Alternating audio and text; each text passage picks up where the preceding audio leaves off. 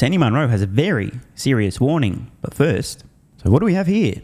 There's a price history in the United States on each vehicle model/trim, beginning 1st of January 2023, just over 1 year of data.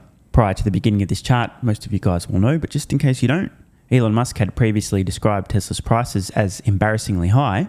Actual quote, imagine that, the leader of a company describing the prices of their products as embarrassingly high. Why?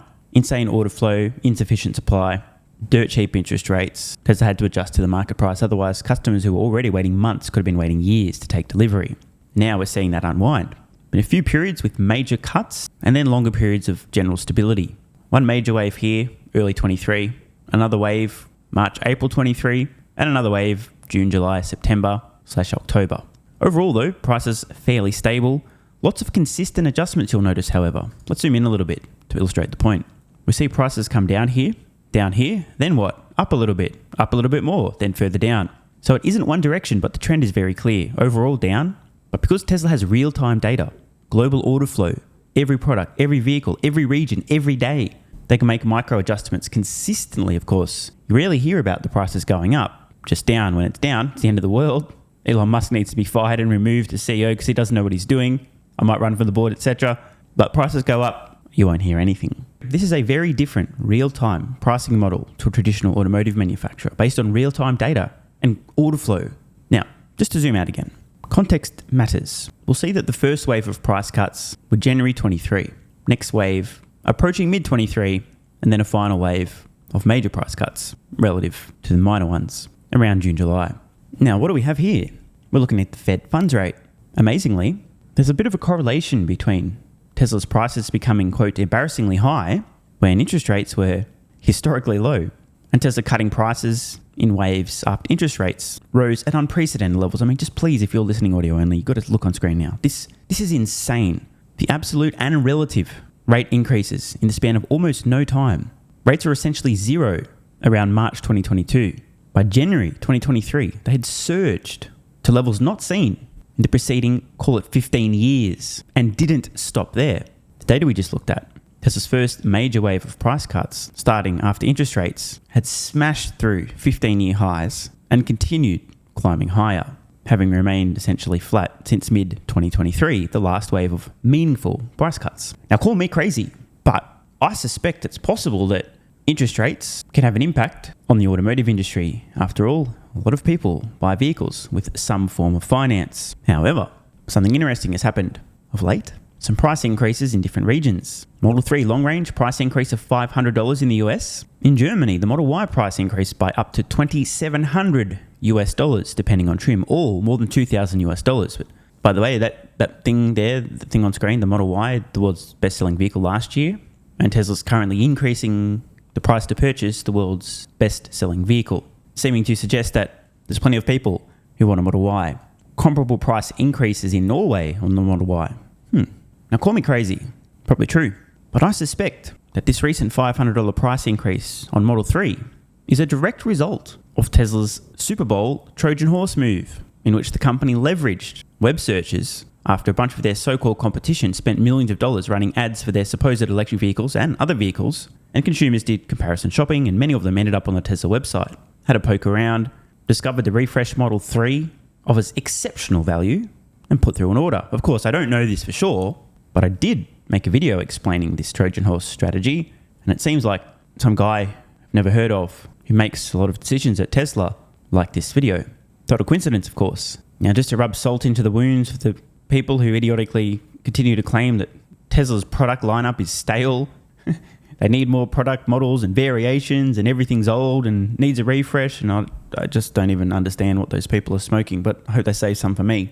A quick 2.5-minute tour of Tesla's refreshed Model 3, which truly offers such exceptional value. It's absurd. And again, I do think it's possible that in the future, with Tesla's next-gen vehicle on the market, they may delete the Model S and the Model 3 could essentially take its place. It keeps getting better and better and better and better, and the price keeps coming down.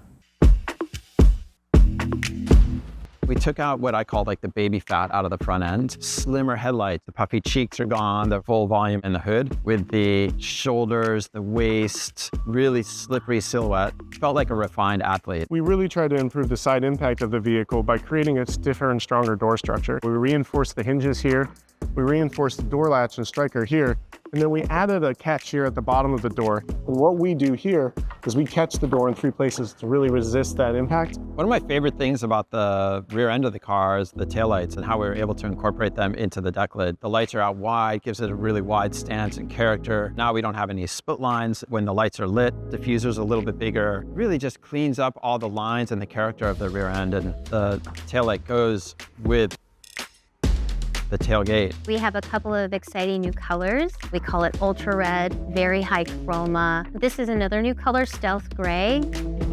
As soon as you sit in the car and you close the door, you will immediately notice how quiet it is inside the car. One of the other features that's really cool on the front of the car for wind noise is this little ramp on the edge of the hood.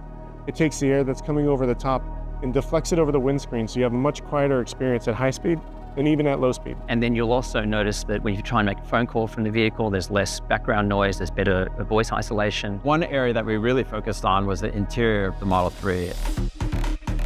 It's this really beautiful wraparound feel. You will notice how simple everything is designed.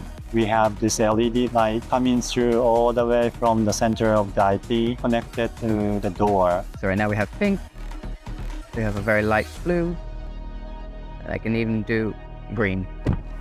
The lighting continues on the rear seats. The screen is being the hero of the car, so now the kiddies have a place to interact as well. With the addition of the display in the second row, passengers now control climates. I can adjust the fan up and down. I can adjust their seat heaters. And here's a feature that I'm particularly fond of. They can even give themselves a little more legroom in the back. We always want to maximize customer happiness. One of the biggest features we've been asked for is ventilated front seats, and we put that in the new Model 3. We have this wing that's over the top. It's a very unique textile that we have designed. We have the improved steering wheel with haptic interface controls. With speakers that are placed optimally all around you. It really feels like a new car. The handling of the car is improved. The overall performance is improved. You just have to experience it yourself. Well, I mean, if that doesn't prove that Tesla are a bunch of losers who don't know what they're doing, I don't know what would. I mean, where are your celebrities that are being paid millions of dollars to endorse the product they've never even used? Don't you understand? Explaining the features, some of the details, the improvements, having the designers, the engineers talking about safety.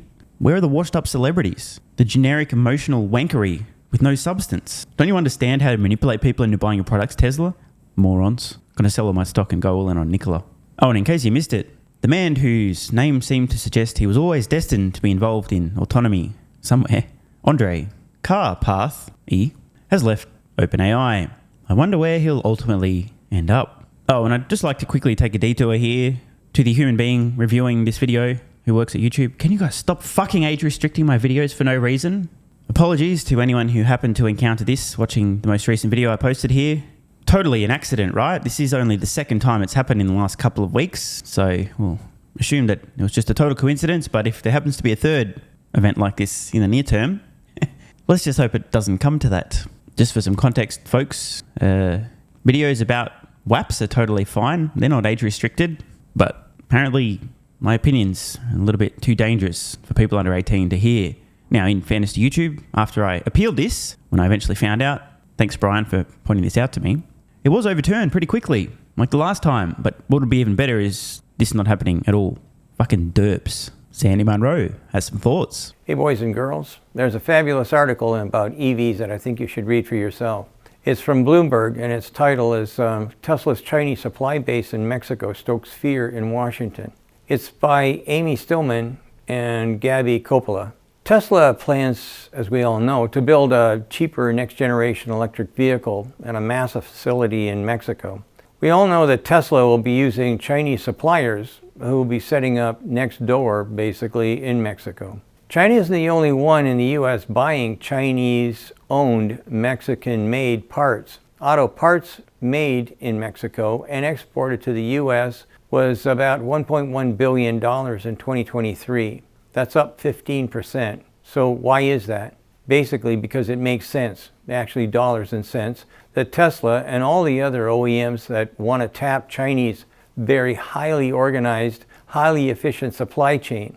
Now, that's not coming from me, that's coming from Dr. Patel. He's the Chief Innovation Officer at CAR, and CAR stands for the Center for Automotive Research. He also said that no manufacturer anywhere in the world is going to miss the opportunity to include the part, basically, and that means the part that's associated with manufacturing in Mexico, that part value proposition. As they try to manage their margins through 2024, it's going to be very, very tough for these guys to do it with the new union contracts and stuff like that. So Sandy Munro is making a very important point here. In case you guys somehow missed it, the United Auto Workers Union recently held hostage legacy automotive manufacturers in the United States with support from the extremely corrupt, cognitively fine, super sharp, everything's fine here, let's ignore me being unwilling to take the cognitive test, President of the United States, Joe Biden, who made an appearance to show his support with the striking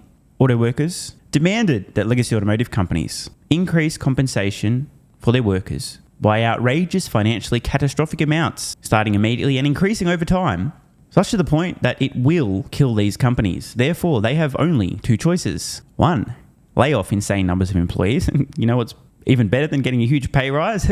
Getting laid off because the company can't afford to pay you at all, which is what's going to happen. Welcome to another lesson of fuck around, find out. Or alternatively, perhaps these companies instead can lay these employees off, but instead of necessarily scaling back, instead just shift more operations to Mexico, where they're most likely to get labor that's much cheaper. Oh, and also not part of a corrupt union. So again, fuck around and find out. Good job, Sean Fain and the UAW. Really fighting for the Mexican workers. Is that what they're meant to do?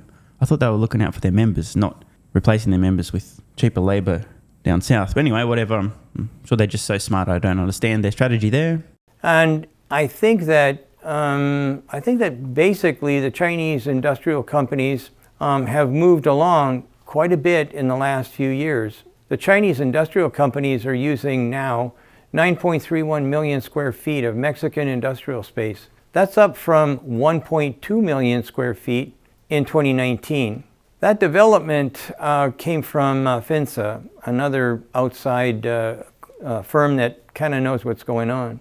Well, there's a best of all scenario here, and that's when Joe Biden said that electric vehicles assembled in Mexico can also qualify for the U.S. consumer tax credit of $7,500. Now, obviously, that decision made a lot of sense, because after all, it is Joe's job to look after Mexican citizens, right? President of the United States includes the President of Mexico, right? Is that how it works? I don't know, I'm just some dumb Australian. Or alternatively, is it possible maybe that the big guy is just extremely corrupt and is repaying decades of bribes from unions to Democrats? After all, this is the same guy who has literally said, and I do mean literally, the UAW elected me. He's also seen decades ago disclosing the fact that, in essence, when people pay you money, political donations, they expect something in return. The same guy who stole Tesla's valor in collusion with the corrupt and incompetent Mary B.S. Barra while suggesting that GM had led and mattered when it comes to electric vehicles. It's not possible that the big guy was just looking out for those who've been handing large bags of cash to his political party for decades, as opposed to Americans, by doing something that he thought would help the companies whose members are part of these unions who've been passing on those millions of dollars to the Democrats every year. I mean, that would be an explanation for why you would incentivize companies producing vehicles outside the United States to continue to do so. It seems a little bit strange to me. Unless, of course, that's exactly what's happening and it was just corruption and repaying all those bribes. But that would never happen because that would be corrupt, and there's no such thing as corruption anywhere, especially not in the United States. That's as long as the OEMs and the tiers limit the amount of battery materials coming from China. The U.S. legal community agrees with the above. With that in mind, the Chinese companies have lit the afterburners, if you like, to build factories and supply the OEMs, and all while meeting the U.S. and Mexican government mandates. Everything is legal. Why aren't the OEMs and the tiers talking about this? Well, that would be fear. If you look around in the U.S., social media is a minefield. This is the perfect time and the perfect way to divide and conquer the U.S. Mexico is now the U.S.'s largest trading partner, and as such, they're exempt from tariffs if they comply with the U.S.-Mexico-Canada Agreement trade rules. U.S. tax lawyers have even identified a path through which the Chinese-owned subsidiaries based in Mexico could build full EVs. That means that the U.S. government would actually fund the U.S. invasion. Have you ever heard of the term the law of unintended consequences? Well, you're going to hear a lot about it because you're living it right now. BYD, Chery, Shanghai Automotive, and mostly their MG product, they're all investing in Mexico. And it's been my experience that the Chinese OEMs can build a plant and get it up and running in 18 months. In comparison, it takes 6 years for a US OEM. So what's the government's answer? Bloomberg reported earlier this month that the Biden administration was going to consider restricting all imports of electric Chinese smart cars, no matter where they're assembled. Well, why would they do that? Well, this is also from Bloomberg. No secret here that Catel is looking to build a battery factory in Mexico. Why? Well, that's because they own a huge amount of the mines and mining companies that produce critical materials in North and South America. The government's response? We'll renegotiate the US-Mexico-Canada agreement in 2026. And on top of that, we're just going to demand more commitment from Mexico to stop that. Okay, so friends and neighbors, renegotiating in 2 years? Are you kidding me? Who will reimburse Mexico for all the grants to build all the factories that are going up in Mexico? What about the retaliations from China? Do you think any of these bureaucrats will be in the same job when they come back? Will they be the ones that are going to be arguing with the Chinese about, well, if you're not going to let us into the United States, why should we let you into China? Hey, what's going to happen to GM? What's going to happen to Stellantis? What's going to happen to BMW, Volkswagen, if they aren't allowed to play in the Chinese court?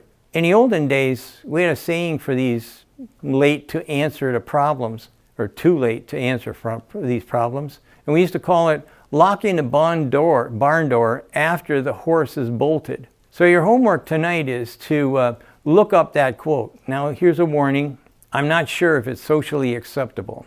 Anyway, we're walking into an incredibly complicated kind of times. And unfortunately, I don't think we've got anybody that's smart enough to understand just what kind of an impact all these things are having. They're certainly not engineers in Washington, and I can guarantee you that we're going to be into some troubles here real soon.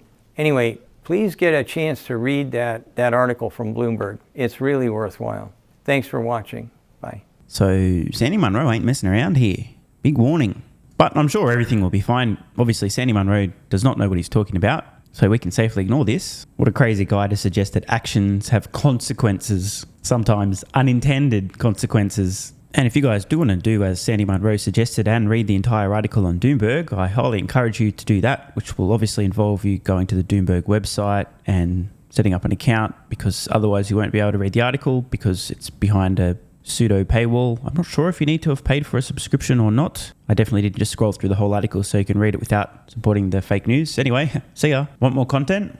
Early access? Bunch of perks? Click the links in the pinned comment. AG1 has given me a massive, meaningful boost in energy, allowing me to do a lot more every day, including using my brain more and using my body more. I highly recommend you guys and girls check it out. It's an excellent way to fill in nutritional gaps. It's got 75 high-quality vitamins, minerals, and whole food source nutrients, plus prebiotics and probiotics and digestive enzymes and adaptogens to help you deal with stress. Plus, if you click the link in the pinned comment or head to drinkag1.com/SMR, you can get yourself a 1-year free supply of vitamin D3 and K2. But don't take my word for it. Here's what some of you guys and girls have to say. AG1 has changed my life. I was, as you described, treating myself like a circus, ate like trash, rarely exercised, used alcohol as a stress crutch, cannabis also. AG1 is what gave me the kick in the ass, got me back to the gym, motivated me to do more for myself, family, my business, etc. Keep doing what you do. Now, I know there's some skeptics, the same kind of people who think Elon Musk is a fraud, reading this going, what do you thought? There's no way that's possible, bro. It must be a placebo effect. Believe it or not, this is a recurring theme. If you give your body everything it needs to feel and perform its best, including having a lot more energy, you'll need ways to use that energy. For me personally, that includes more exercise, moving my body more social activity, and more cognitively demanding tasks, including producing a fuck ton of exclusive content over on Twitter and on Patreon, plus my daily YouTube uploads. The proof's in the pudding. On to another testimonial from a viewer of this channel. SMR, you asked me to provide feedback on AG1. Here it is. It has helped with mental acuity, stamina, and intestinal waste management. Can't read between the lines. Certainly helps with regularity and digestion. That's what the digestive enzymes are for. It has also dramatically reduced my cravings for sugar. You guys need to stop eating sugar. It's fucking poison. I'm 50, 5'9", and overweight, aka a fat motherfucker. I think that's a technical term for overweight, isn't it? Is it fat motherfucker or obese? I can't remember. I average 100 hours a week in the West Texas oil fields as a safety supervisor. Jesus Christ, dude. No wonder you're struggling to keep your weight under control. 100 hours a week. Brutal. It has helped me lose weight. It is not an appetite suppressant. It can help fat people suppress cravings, and motivation to be healthier is critical for changing your diet. Love you, brother. Again, this is a great point. It's something people really don't seem to grasp. If you have more energy, everything becomes easier. It's like turning on easy mode for life. A few years ago, before I was taking AG1, my health was trash. I was struggling to get through the day, had afternoon fatigue. The last thing I wanted to do was either use my brain or move my body. Didn't have the energy. Now, my biggest struggle every day is figuring out ways to use that energy. I'm exercising way more, doing a lot more with my friends and family, and of course, my work output has increased substantially. And you can fact check me. Check out the average length of my videos I was posting to YouTube 3 years ago. Need I say more? And one final testimonial. Love this one. Okay, here's the deal for me with this AG1 shit. I'm 41 years old and not the type to eat, drink, smoke, or sleep healthy, so I was skeptical. That being said, here's what I experienced. Day 1, meh. Day 2, afternoon fatigue was about 45 minutes late. Day 3, 0 afternoon fatigue. Day 4, 0 afternoon fatigue plus extra energy. Day 5, again, 0 afternoon fatigue plus energy, wondering, what the fuck, really? See, this is the thing, right? The results for many people are just almost too good to be true. This is the same experience I had. My afternoon fatigue just vanished out of nowhere. I'm like, wait, what the fuck? Why am I not tired in the afternoons anymore? Surely, it's not that AG1, is it? Turns out it was. Day 6 and 7, same thing. Day 8, same thing. Plus, I had the want to get things done around the house that I normally would slack off and not get done. Again, the point, extra energy, you'll need to use it, you'll find ways to use it. Day 9, 10, and 11, and today is day 12. I fucking love it. So however you managed to get me to buy it, I'm so glad you did. Thank you so much, SMR. It really changed me so far. Guys, this shit really works. Just try it. By the way, this is the reason I continue to relentlessly promote AG1. A lot of people get real fucking mad in the comments. Oh my God, snake oil salmon's sold out. Oh my God, he's a scammer. This is fraud. But constantly, I'm pretty sure everyone making these comments is also currently short Tesla stock. I'm not particularly concerned about people having a negative perception, those folks suffering from small brain syndrome, still living in my bum's basement syndrome, etc., writing mean comments, claiming AG1's a scam or it doesn't work. I mean, bro, when I get feedback like this is what keeps me going. Just try this stuff for a month, and if you don't get these results, get your money back. See, it's a literal no-brainer. It's an IQ test at this point in time. Testimonial after testimonial after testimonial like this. Get your money back if it doesn't work. Just try it for a month, and if it doesn't work, get your money back. Today's the day. It's finally time. Be like this guy who was a massive skeptic, but finally, after 1,000 promotions in a row, caved in, tried AG1, and has results like this. Head to drinkag1.com/SMR or click the link in the pinned comment, and please, let me know how you're feeling in a few weeks' time. Now, if you'll excuse me, time to put my extra energy to good use. I'll be recording some more exclusive content for Patreon and my Twitter subscribers. So click the links in the pinned comment. See you over on Twitter and or Patreon, and don't forget to grab your AG1. Love ya.